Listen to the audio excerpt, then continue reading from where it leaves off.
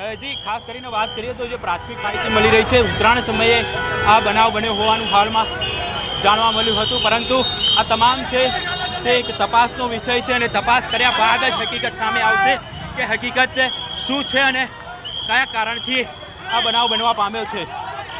જી અત્યારે અફરાતફરીનો માહોલ પણ જોવા મળી રહ્યો છે, શું દેખાઈ રહ્યું છે એને થોડું એલેબોરેટ કરશો, થોડું નેરેટ કરશો કે અત્યારે શું દેખાઈ રહ્યું છે, ત્યાં લોકો કઈ રીતે અફરાતફરીમાં છે, કારણ કે આસપાસનો જે વિસ્તાર ઋત્વિજ આપણે જાણીએ છીએ પ્રમાણે આપ જોઈ શકો છો હાલ જી આપ જોઈ શકો છો હાલમાં બચાવ કામગીરીના વાહનોને કોઈ પણ પ્રકારની અગવડતા ન પડે તેની તકેદારીના ભાગરૂપે અહીં કામગીરી કરવામાં આવી રહી છે। પોલીસનો મોટો કાફલો તૈનાત કરવામાં આવ્યો છે, પોલીસ અધિકારીઓ પણ હાલ ઘટના સ્થળ પર આવી પહોંચ્યા છે, 108ની અનેક ગાડીઓ છે તે પણ હાલ અહીં મોકલી દેવામાં આવી છે। આપ જે દ્રશ્ય જોઈ રહ્યા છો જે આ દુર્ઘટના સ્થળ છે ત્યાંથી બિલકુલ નજીકના આ દ્રશ્યો છે, મોટી સંખ્યામાં પોલીસ કાફલો છે તે અહીં જોવા મળી રહ્યો છે અને તમામ લોકો છે તે હાલ જે ઘટના સ્થળ છે ત્યાં પહોંચી રહ્યા છે। જોઈ શકો છો રેસ્ક્યુ ફાયરના અનેક વાહનો છે તે પણ અહીં આવી પહોંચ્યા છે અને હાલમાં પૂરજોશની અંદર આ બચાવ કામગીરી છે તે કરવામાં આવી રહી છે। જી બિલકુલ, અને નજીકની કઈ હોસ્પિટલમાં લઈ જવામાં આવી રહ્યા છે?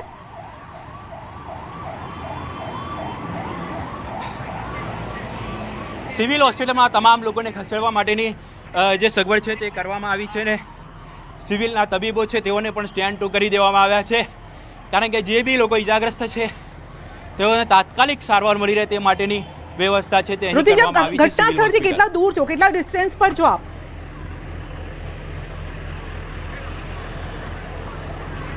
આપ જોઈ શકો છો આ જે ઘટના બની છે તે ઘટના સ્થળના વિઝ્યુઅલ છે તે આપ જોઈ શકો છો। અહીં જે આ ઘટના બની છે હાલમાં ફાયર બ્રિગેડ દ્વારા પાણીમારો પણ કરવામાં આવી રહ્યો છે અને આજે ઈજાગ્રસ્તોને લઈને જોઈ શકો છો 108ની ટીમ છે તે હોસ્પિટલ તરફ રવાના થઈ છે। એક પછી એક 108ની ગાડીઓ છે તે રવાના થઈ રહી છે અને આ જે ઘટના સ્થળ આપ જોઈ શકો છો એક્ઝેક્ટ જે ઘટના સ્થળ છે તે સ્પષ્ટપણે અહીં ઋત્વિજ એવું લાગી રહ્યું છે કે વિમાનમાં કોઈ ખામી સર્જાઈ હોય તેના કારણે આ દુર્ઘટના ઘટી હશે, શું એવી કોઈ વિગતો સામે આવી રહી છે?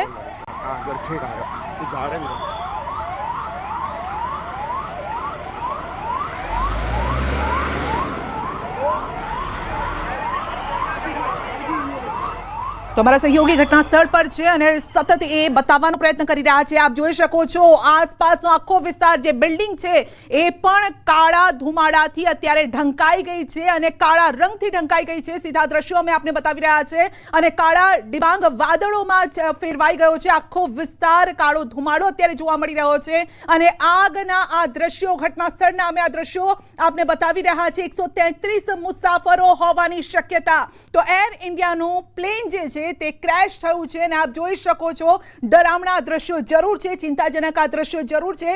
જે લોકો જે મુસાફરો આ પ્લેનમાં હતા તેમના પરિવારજનો પણ અત્યારે ચિંતામાં છે અને તેઓ પણ સતત ફોન કરી અને માહિતી મેળવવાનો પ્રયત્ન કરી રહ્યા છે। આપ જોઈ શકો છો એનો કાટમાળ પણ અહીંયા દેખાઈ રહ્યો છે કે જે પ્લેન ક્રેશ થયું છે તો એના પાર્ટ્સ પણ અહીંયા દેખાઈ રહ્યા છે, પરંતુ એ પણ બળીને ખાખ થઈ ગયા છે। આવામાં હવે સવાલ હવે એ છે કે દુર્ઘટના કેવી રીતે સર્જાઈ, એવી કઈ બાબત હતી, શું કોઈ આંતરિક ખામી સર્જાઈ હતી? જી ઋત્વિજ, કોઈ ખામી સર્જાઈ હતી પ્લેનમાં, શું કોઈ વિગતો સામે આવી છે?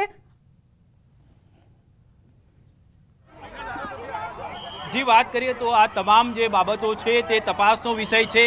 હાલમાં તમામ જે સુરક્ષા એજન્સીઓ હોય, વહીવટી તંત્ર હોય તેઓની મુખ્ય કામગીરી છે બચાવ કાર્યની, તે બચાવ કાર્ય હાલ શરૂ કરી દેવામાં આવ્યું છે અને જોઈ શકો છો આપ દ્રશ્યની અંદર જે તમામ ઈજાગ્રસ્તો છે તેઓને તાત્કાલિક અહીંથી સારવાર મળી રહે તે પ્રકારની વ્યવસ્થા કરવામાં આવી છે અને તેઓને હોસ્પિટલ ખસેડવામાં આવી રહ્યા છે। તો બે દ્રશ્યો અમે આપને બતાવી રહ્યા છે। ઋત્વિજ, આપ થોડી વિગતો મેળવવાનો પ્રયત્ન કરો, ત્યાં સુધી હું આ દ્રશ્યો બતાવી રહી છું દર્શકોને કે એક તરફ એમ્બ્યુલન્સનો ખડકલો જોવા મળી રહ્યો છે ઘટના સ્થળની બહાર અને બીજી તરફ અમે હોસ્પિટલના દ્રશ્યો બતાવી રહ્યા છે, ત્યાં પણ અફરાતફરી જોવા મળી રહી છે। સ્ટ્રેચર લઈને આવી રહ્યા છે, જે પણ ઘાયલો છે તેમને લઈ જવામાં આવી રહ્યા છે। આપ જોઈ શકો છો કે બનિયાનમાં કેટલાક લોકો જોવા મળી રહ્યા છે અને સ્ટ્રેચરથી સીધા જ તેમને ફર્સ્ટ એડ તેમને આપવામાં આવી રહ્યું છે કે જે પણ ઘાયલો છે તેમને તુરંત સારવાર આપવામાં કરવામાં આવી રહી છે। આપ જોઈ શકો છો કે સ્ટ્રેચર પણ સતત ત્યાંથી અવરજવર કરી રહ્યા છે। ગુસ્સેલ એરપોર્ટ પર વિમાનની આ દુર્ઘટના અને પેસેન્જર વિમાન હતું એર ઇન્ડિયાનું। કહેવામાં આવી રહ્યું છે કે ઉતરાણ કરતી વખતે એટલે કે ઉતરતી વખતે આ દુર્ઘટના સર્જાઈ છે। જો કે વધુ વિગતો અમે લેવાનો પ્રયત્ન કરી રહ્યા છીએ કે એક્ઝેક્ટ કયા સમયે આ દુર્ઘટના સર્જાઈ હતી। એર ઇન્ડિયાનું પ્લેન ક્રેશ થયું છે। આંતરિક ખામીના કારણે આ ક્રેશ થયું છે કે શું વિગતો છે તે જાણવાનો અમે પ્રયત્ન કરી રહ્યા છીએ, પરંતુ આપ જોઈ શકો સિક્યુરિટી અત્યારે તમામ જે એજન્સી છે તે ત્યાં પહોંચી રહી છે, કારણ કે હાઈ સિક્યુરિટીનો આ પ્રશ્ન પણ હોઈ શકે છે।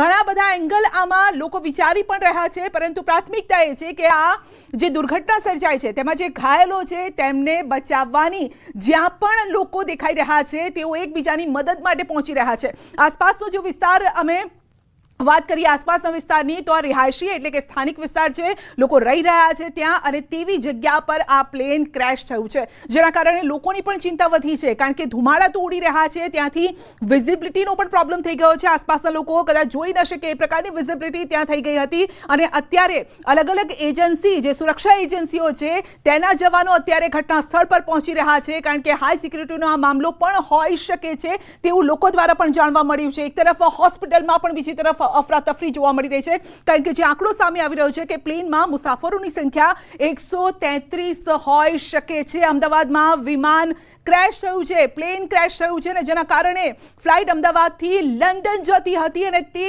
ફ્લાઇટ ક્રેશ થઈ છે। એર ઇન્ડિયાનું આ પ્લેન હતું। હવે લંડનની આ ફ્લાઇટ હતી, એનો મતલબ સીધો એ છે કે તેમાં પ્લેનમાં 250થી વધારે મુસાફર હતા। જ્યારે વિદેશની જ્યારે ફ્લાઇટ હોય છે ત્યારે એ મોટી પેસેન્જર ફ્લાઇટ હોય છે, જેમાં મુસાફરોની સંખ્યા પણ વધારે હોય છે। મૌલિક આપણી સાથે જોડાઈ ગયા છે। જી મૌલિક, આપણે પહેલા વાત કરતા હતા કે કદાચ 133 100થી વધુ હોઈ શકે છે, પરંતુ અમદાવાદથી લંડન જતી ફ્લાઇટ 250 મુસાફરો। સંધ્યા, જે રીતે પ્રાથમિક વિગતો મળી રહી છે કે તેમાં 133 મુસાફરો હોઈ શકે છે, તેની સાથે ક્રૂ મેમ્બરો સહિત અન્ય મુસાફરો પણ હોઈ શકે છે, પરંતુ તેનો આંકડો ધીરે ધીરે વધતો જઈ રહ્યો છે। આ આંકડો હજી પણ વધવાની શક્યતા રહે છે, કારણ કે જે એર ઇન્ડિયાની પેસેન્જર ફ્લાઇટ હતી, આ પેસેન્જર ફ્લાઇટની કેપેસિટી કેટલી હતી, તેની અંદર કેટલા બુકિંગ થયા હતા અને કેટલા લોકો તેમાં સવાર થતા હતા, તે એનો આંકડો હજી છે તે સતત બદલાતો રહે છે। પરંતુ મહત્ત્વની વાત એ છે કે જ્યારે પ્લેન ક્રેશ થયું ત્યારે તેની પરિસ્થિતિ કેવા પ્રકારની હતી અને જ્યારે ટેકઓફ થયું ત્યારે તેની જે જાંચ છે તે કરવામાં આવી હતી કે કેમ, આ તમામ બાબતો જે છે તે પ્રશ્નો ઊભા કરી રહ્યા છે। પરંતુ પ્રાથમિકતા જે છે તે અત્યારે હાલ એ છે કે જે સવાર લોકો હતા જે ક્રેશમાં અત્યારે હાલ માર્યા ગયા છે, તે લોકોને રાહત કામગીરી ચલાવવામાં આવે, તેમને સાથે હોસ્પિટલ દાખલ કરવામાં આવે। જે લોકોના જીવ બચી શકતા હોય તે લોકોને પ્રાથમિકતા રીતે બચાવી અને તેમને સિવિલ હોસ્પિટલમાં અત્યારે હાલ ખસેડવામાં આવી રહ્યા છે। એટલે જેટલા વ્યક્તિઓ જે છે તે આ બાબતની સાક્ષી પુરાવી શકે કે ખરેખર ઘટના કેવી રીતે બનવા પામી હતી, અને અત્યારે હાલ ફાયર બ્રિગેડની ટીમ સાથે સાથે અદાણી એરપોર્ટની જે